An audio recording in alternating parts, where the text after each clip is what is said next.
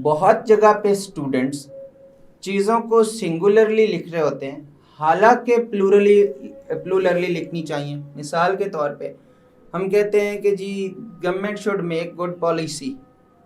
बहुत सारी चीज़ों पे हमें मल्टीपल पॉलिसीज़ चाहिए। अब एआई को रेगुलेट करना है, क्लाइमेट चेंज मिटिगेशन और अडेप्टेशन के लिए हमें स्टेप्स की ज़रूरत है, तो मल्टीपल पॉलिसीज़ होंगी ना। हम कहते हैं government should effectively implement laws. तो एक गवर्नमेंट जो अभी मसलन मतलब जो अच्छे बालों वाली गवर्नमेंट बैठी है उसके ज़िम्मे लगाएंगे चीज़ें, तो सारी गवर्नमेंट्स की बात करेंगे ना कलेक्टिवली। इसी तरह बहुत सारी सिचुएशंस में जब हम चीज़ों को सिंगुलर लिख रहे होते हैं वहाँ पे हमें प्लूरल लिखना चाहिए। बाय डिफ़ॉल्ट हमें बहुत सी चीज़ों को प्लूरल लिखना चाहिए। मिसाल के तौर पे अब इन्होंने यहाँ पे लिखा unlimited time and endless possibility. तो कोई एक पॉसिबिलिटी होती है यूथ के पास, बेहतर ये कि पॉसिबिलिटीज लिखा जाए।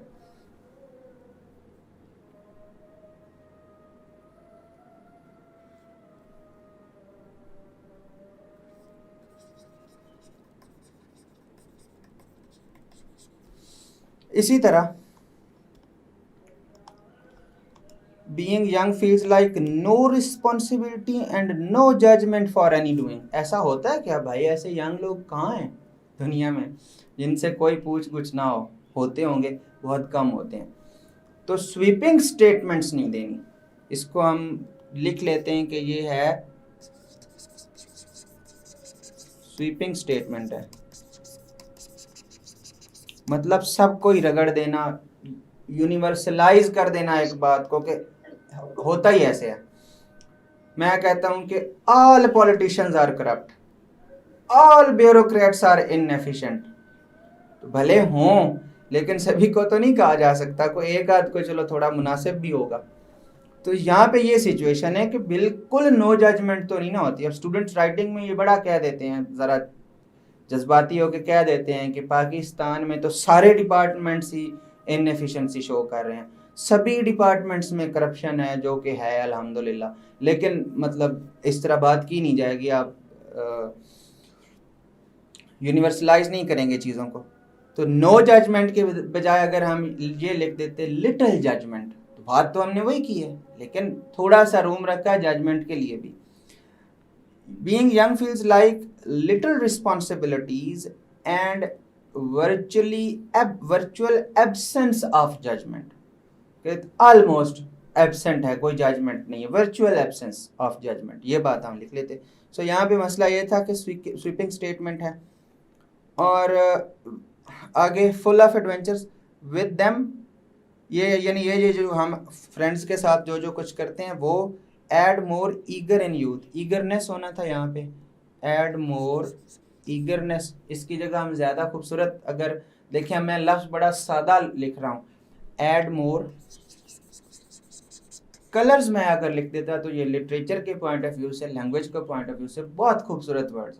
तो ज़िंदगी में ये जो सारी चीज़ें हैं वो उम्र के इस हिस्से में बहुत से रंग भर देती है। तो यहाँ पे मैं ईगरनेस की बजाय कलर्स कह सकता था। फिर यहाँ पे सिंगुलर प्लूरल का ये मसला है कि यहाँ पे होना ही प्लूरल था, यहाँ पे हमारे पास चॉइस ही नहीं थी सिंगुलर लिखने की। Young people are more active and live there, सारे यंग लोगों की बात हो रही ना, तो लाइव्स होना था, in body, in bodies, then there. आगे भी तो माइंड्स लिखा है ना, फिर आगे माइंड क्यों नहीं लिखा सिंगुलर? आगे भी तो माइंड्स लिखा है, तो पीछे भी बॉडीज होना है। इन कंट्रास्ट एडल्ट्स, एडल्ट्स भी तो यंग हैं, यहाँ पे हम ग्रोन पीपल लिख सकते हैं, मैन लिख सकते हैं, ग्रोन अप पीपल लिख सकते हैं हम। एडल्ट्स तो फिर यंग्स को ही कहते हैं। अच्छा, इसकी खूबसूरत बात यह है इस असाइनमेंट की भी कि बड़े सादा सादा अल्फाज में लेकिन बातें अच्छी डिस्क्राइब हुई हुई हैं इसमें। तो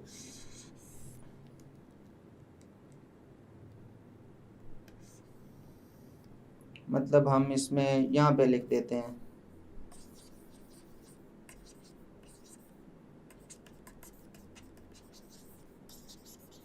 अब समटाइम्स बच्चे कहते हैं कि जी गलतियाँ बहुत निकली हैं, फिर भी सर ने कह दिया कि राइटिंग एबिलिटी, क्योंकि आप लोग सोचते किस तरह हैं, आप लोग किसी चीज़ को इमेजिन किस तरह करते हैं, कितना कंप्लीट पिक्चर देखते हैं किसी चीज़ की, वो चीज़ डिसाइड करेगी ना कि आपकी राइटिंग एबिलिटी है क्या. So many of you have got that ability to think,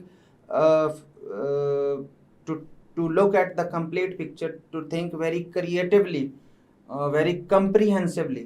तो इस हवाले से ये बात बहुत से लोगों में है, आप में, और मैं कहूँगा आप लोग के सब लोग, you need to be very imaginative when it comes to writing.